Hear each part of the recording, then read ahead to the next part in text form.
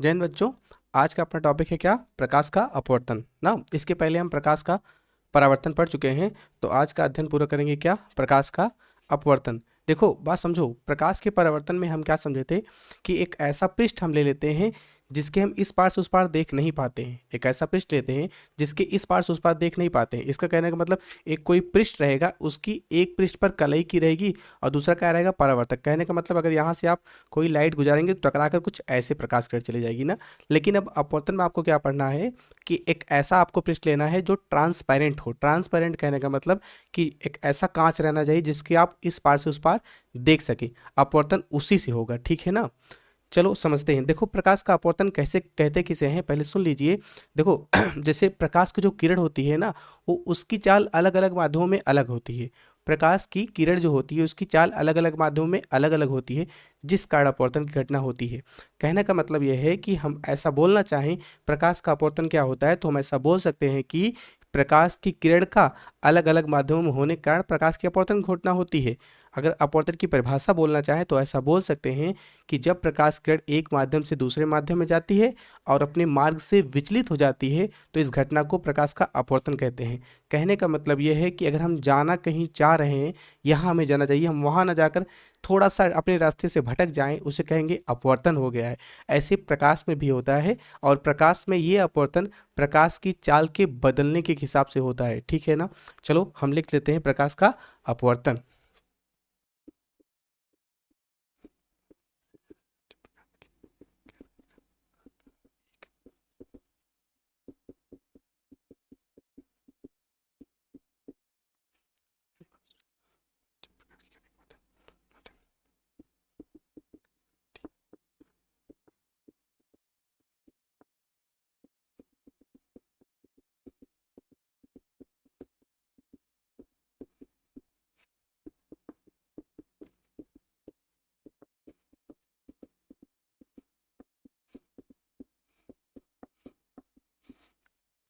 चलिए देखिए, डिफिनेशन हम लिख दिए हैं कि जब प्रकाश की किरण एक माध्यम से दूसरे माध्यम में जाती है, क्या लिखे हैं?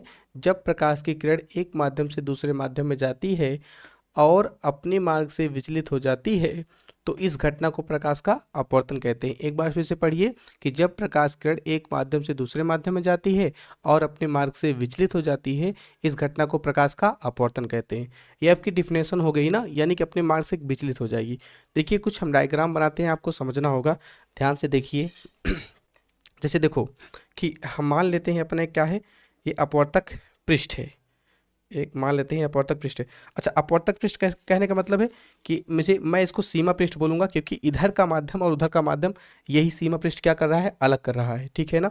तो इधर हम मान लेते हैं क्या, थोड़ा सा कांच ओच जैसा है या जल उल जैसा है मान लेते हैं ना, ठीक है। तो देखो एक प्रकाश किरण इसके ऊपर सपोज दैट मान लेते हैं आपतित हो रही है, इसके ऊपर क्या हो रही है? आपतित हो रही है। तो ये कुछ ऐसे आ रही है, ठीक है ना, ये कुछ ऐसे आ रही है। जो मैं इसको बना रहा हूँ आपको बस देख लीजिए, अभी समझना नहीं, मैं समझाऊंगा अभी। तो ये प्रकाश किरण एक इसके ऊपर आपतित हो रही है, तो आपतित प्रकाश किरण को मापने के लिए हम क्या करते हैं, एक ठो अभिलंब खींचते हैं, क्योंकि ये कितना एंगल पर आई थी वही खींच लेते हैं। तो हमने इसको ऐसे अभिलंब बना लिया, ऐसे करके कुछ कुछ ऐसा अभिलंब बना लेंगे। अभिलंब हमेशा पृष्ठ से क्या होता है? लंबवत। तो इनके बीच जो बना कोण होगा वो क्या होगा? अपना आपतन कोण, ठीक है। देखो इधर वाला जो हम इसको माने हैं ये जल है, ऊपर क्या है? वायु है, ठीक है ना। अब एक कंडीशन और मान लेते हैं ना, अभी रुक जाइए, एक कंडीशन और मान लेते हैं, इसको हम बोलते हैं केस फर्स्ट। क्या बोल देते हैं? Case first. आपको याद रखना है वायु से जल में जा रही है ना।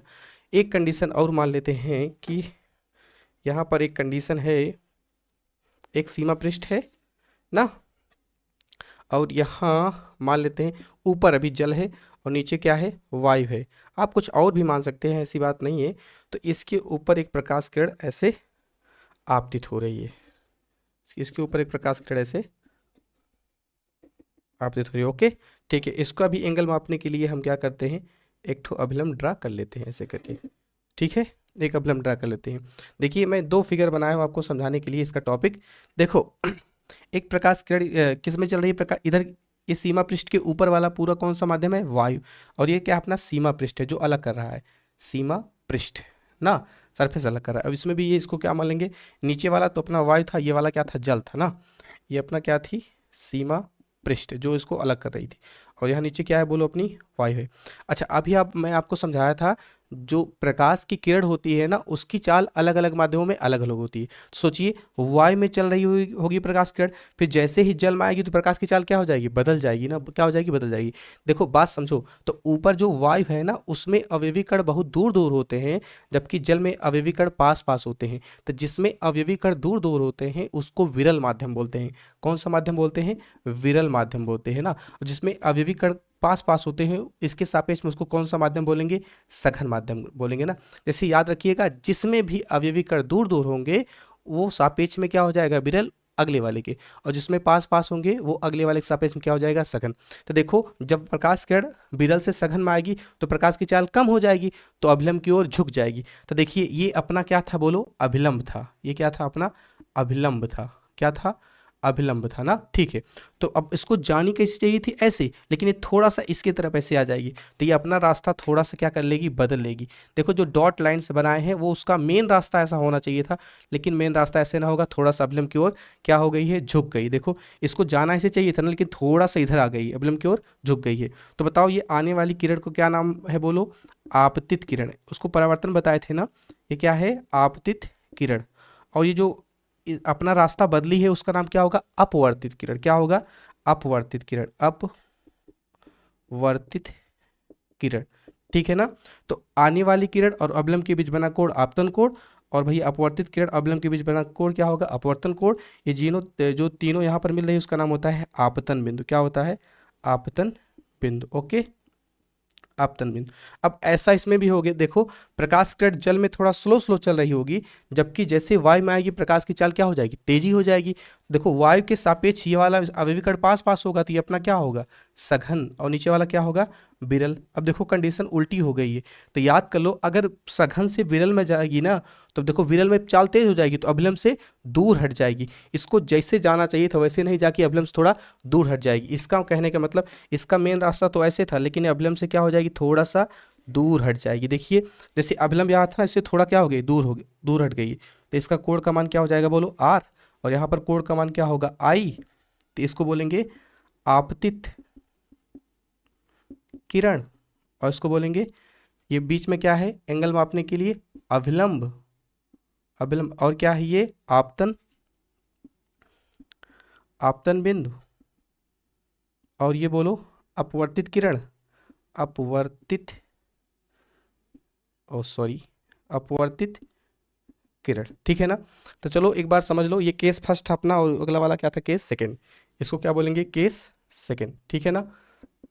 देखिए, मैं शुरू से आपको क्या समझाया, देखो, अपवर्तन होने का मेन कारण यही है कि प्रकाश की चाल का अलग अलग माध्यमों में अलग अलग होना ना। तो अपवर्तन क्या होता है, जब प्रकाश की किरण एक माध्यम से दूसरे माध्यम में जाती है, जब प्रकाश किरण एक माध्यम से दूसरे माध्यम में जाती है और अपने मार्ग से विचलित हो जाती है, इस घटना को प्रकाश का अपवर्तन कहते हैं ना। अब इस घटना को प्रकाश का अपवर्तन कहते हैं। देखिए, अब समझने इसके दो केस बनेंगे ना, कि कब अभिलंब की ओर झुकेगी, कब अभिलंब से दूर हटेगी। तो पहला केस है ना, पहला केस है। तो अब देखो, जो मैं केस फर्स्ट लिखा हूं इसको थोड़ा हिंदी में ऐसे लिख सकता हूं क्या, कि केस फर्स्ट में जब प्रकाश किरण विरल से सघन माध्यम जाएगी तो अभिलंब की ओर झुक जाएगी। तो हम लिख लेते हैं, जब, क्या बोलो, जब प्रकाश की किरण विरल माध्यम से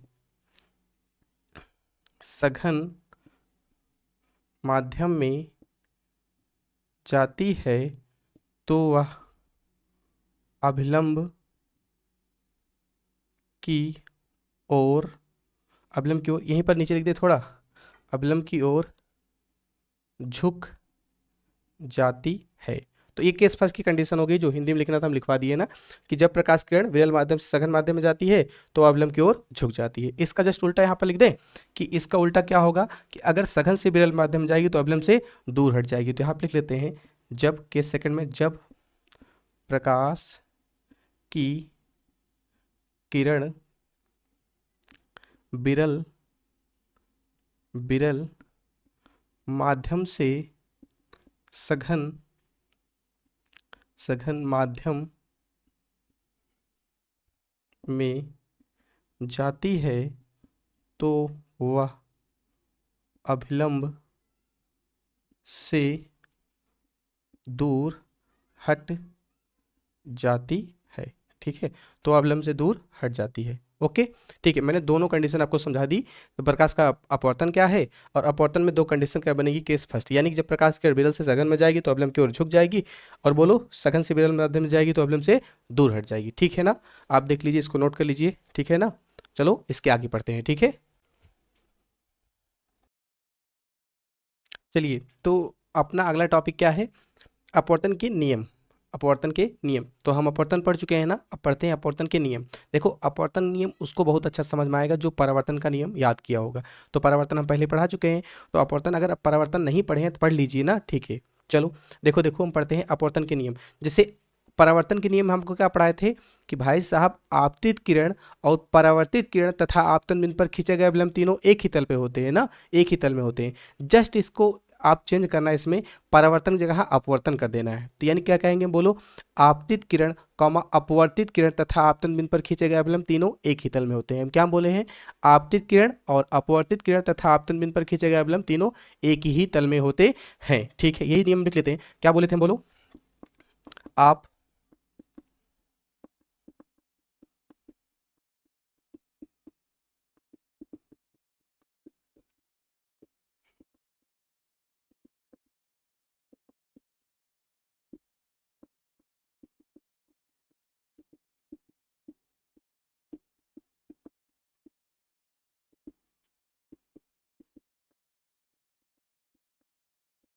देखिए, तो मैंने वही लिख दिया ना कि आपतित किरण, अपवर्तित किरण तथा आपतन बिंदु पर खींचे गए अवलंब तीनों एक ही तल में होते हैं। ये अपवर्तन का पहला नियम है। अब चलो दूसरा नियम समझ लेते हैं। जैसे परावर्तन में दूसरा नियम आपको पढ़ाए थे, परावर्तन या आपतन कोण सदैव एक दूसरे के बराबर होते हैं, यानी कि आपतन कोण सदैव बराबर होता है परावर्तन कोण की।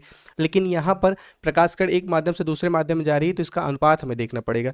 तो दूसरा नियम है इसका, अपवर्तन का किन्हीं दो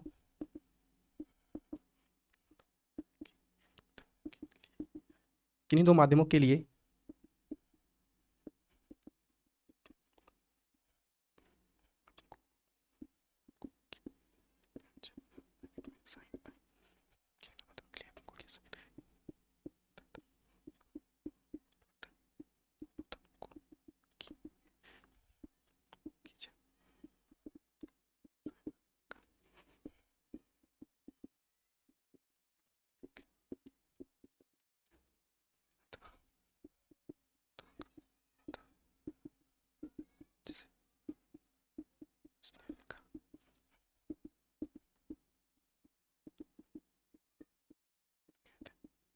है। देखिए, दूसरा हो गया। तो पहला हम क्या बोले हैं कि आपतित किरण, क्या बोले हैं, देखो पहला, आपतित किरण, अपवर्तित किरण तथा आपतन बिंदु पर खींचा गया अभिलंब तीनों एक ही तल में होते हैं। और दूसरा नियम क्या है, देखिए, किन्हीं दो माध्यमों के लिए आपतन कोण की जा, यानी कि साइन आई, किन्हीं दो माध्यमों के लिए आपतन, किन्हीं दो माध्यमों के किन्हीं दो माध्यमों के लिए आपतन कोण की जा साइन आई तथा अपवर्तन कोण की जा साइन आर का अनुपात एक नियतांक होता है, जिसे स्नेल का नियम भी कहते हैं। हम क्या बोले हैं, किन्हीं दो माध्यमों के लिए आपतन कोण की जा तथा अपवर्तन कोण की जा का अनुपात एक नियतांक होता है, जिसे स्नेल का नियम भी कहते हैं। अर्थात अर्थात sine i upon sine r equal to क्या होगा, एन। एन यही एक नियतांक है, चाहे आप एन लिखें चाहे आप म्यू लिखें ना, याद रखिएगा। और इसको मैं ऐसा भी लिख सकता हूँ n2 अपान n1 भी ना, या तो मैं इसको लिख सकता हूँ 1n2 भी। तो सब यही है, मतलब कोई भी एक चीज़ लिखा रहे, आप याद रखिएगा स्नेल का दूसरा ही नियम लिखा है ना। तो यानी कि sine i upon sine r equal to 1n2 लिखा रहे, चाहे एन लिखा रहे, चाहे म्यू लिखा रहे, चाहे n2 अपान n1 लिखा रहे, वो सब का मतलब वही है। तो हम देखो अपवर्तन पूरा पढ़ चुके हैं। अपवर्तन क्या था, बोलो, कि जब प्रकाश कण एक माध्यम से दूसरे माध्यम में जाती है और अपने मार्ग से विचलित हो जाती है, इस घटना को प्रकाश का अपवर्तन कहते हैं। ठीक है, अपवर्तन में दो कंडीशन हो सकती है। क्या पता प्रकाश कण सघन माध्यम से विरल माध्यम जाए, अगर सघन माध्यम से विरल माध्यम जाती है तो अवलंब से दूर हट जाएगी। उल्टा, अगर विरल से सघन माध्यम में जाती है तो अवलंब की ओर झुक जाएगी। ठीक है, इसके बाद प्रकाश का अपवर्तन के नियम पढ़ते हैं। प्रकाश के अपवर्तन के दो नियम होते हैं। आपतित किरण, अपवर्तित किरण तथा आपतन बिंदु पर खींचे गए अवलंब तीनों एक ही तल में होते हैं। दूसरा है किन्हीं दो माध्यमों के लिए आपतन कोण की ज्या तथा अपवर्तन कोण की ज्या का अनुपात एक नियतांक होता है जिससे स्नेल का नियम कहते हैं, अर्थात साइन आई बराबर साइन आर। ठीक है, sine i, oh sorry, sine i upon sine r equal to n या म्यू या 1n2 या n2 अपान n1, ये सब है ना, इसको हम अपवर्तनांक बोलेंगे, अभी डिफाइन करने वाले हैं। तो ठीक है, इरेज करें, चलो आगे चलते हैं ना। हमें पढ़ना है क्या, अपवर्तन का कारण, तो इसको हम इरेज करते हैं ना, आपका नोट कर लीजिएगा।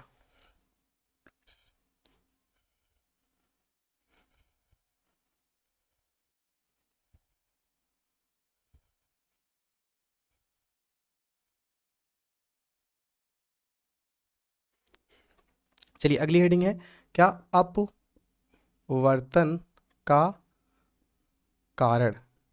अच्छा, हमसे कोई पूछे अपवर्तन क्यों होता है, अपवर्तन क्यों होता है, तो बस सिंपल सा रीजन जान लीजिए कि अपवर्तन इसीलिए होता है क्योंकि प्रकाश की चाल अलग अलग माध्यमों में अलग अलग होती है।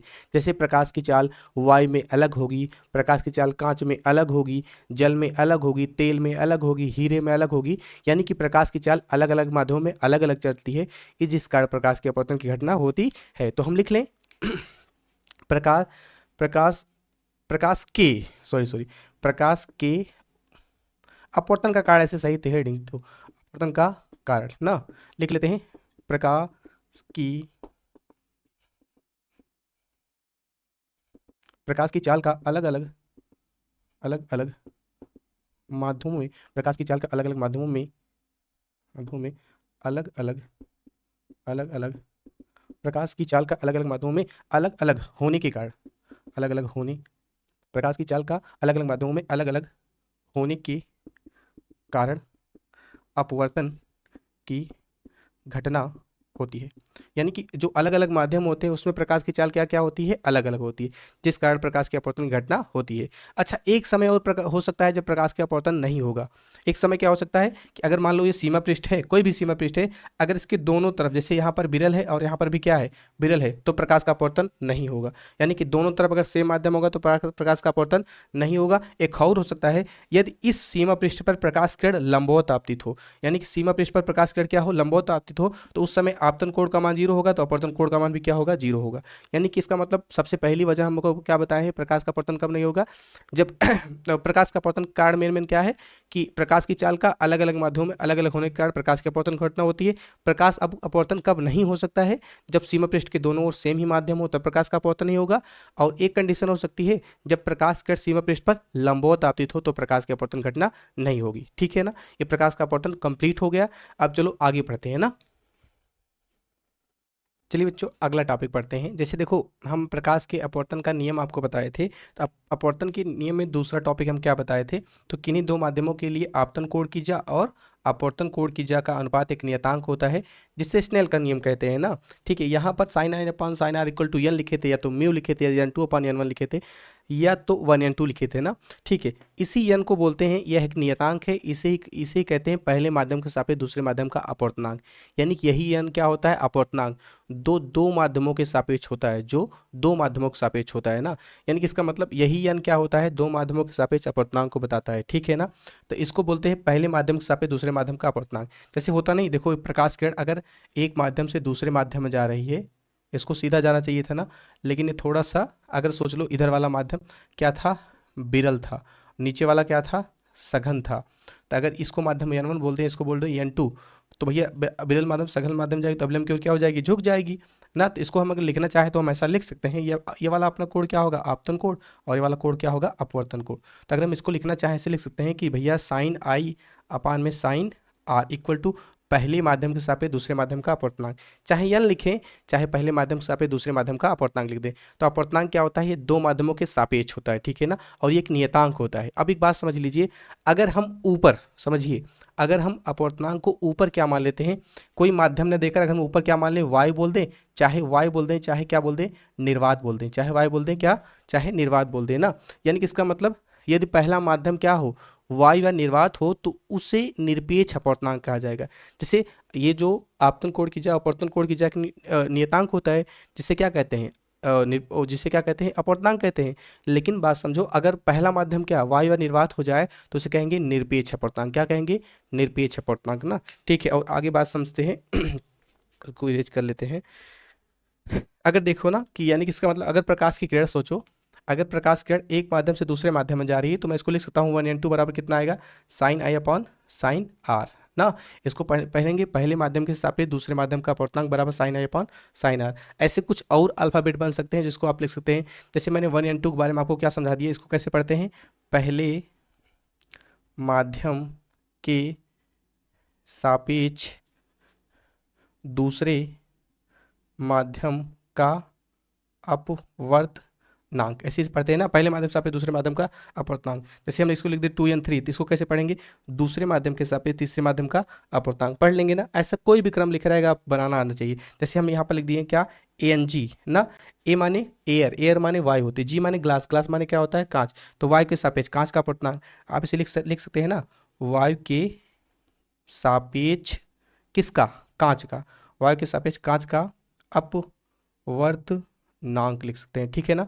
अगर हम यहाँ लिख दें, बोलो GNW, जी माने कांच ना, ग्लास, W माने वाटर, यानी कि कांच के सापेक्ष जल का अपवर्तनांक, इसको हम लिख सकते हैं कांच के सापेक्ष जल का अपवर्तनांक।